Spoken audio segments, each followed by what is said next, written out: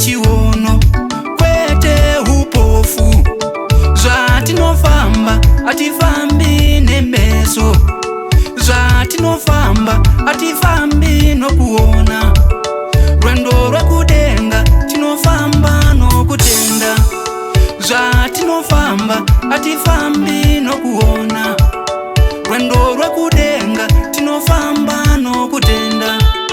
Vazhinji kwazvo vakasiya nyika ino, muhana dzavo vaiona zvembere.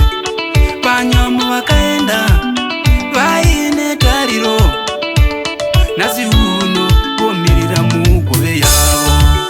Rwendo rwekudenga timufadze tenzi, timufadze Mwari, tifambe mumweya. Rwendo rwekudenga timufadze tenzi, timufadze Mwari, tifambe mumweya. Timufadze Mwari tifambe nokutenda, Timufadze Mwari, tifambe mumweya. timufadze tenzi tifambe nokutenda. Timufadze Mwari, tifambe mumweya.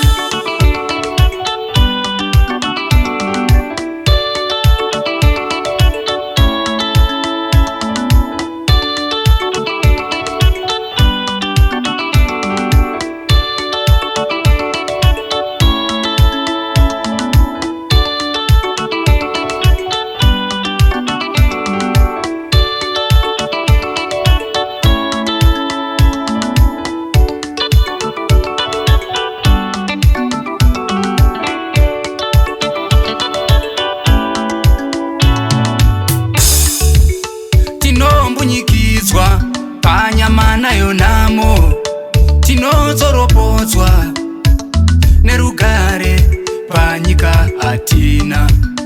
Mukati medu tinokudzwa nechiono, nyangwe zvakadaro kumuzinda tinoenda. Zvatinofamba hatifambi nokuona. Rwendo rwekudenga tinofamba nokutenda. Handei zvedu vanofamba pamweya, kumuzinda toenda.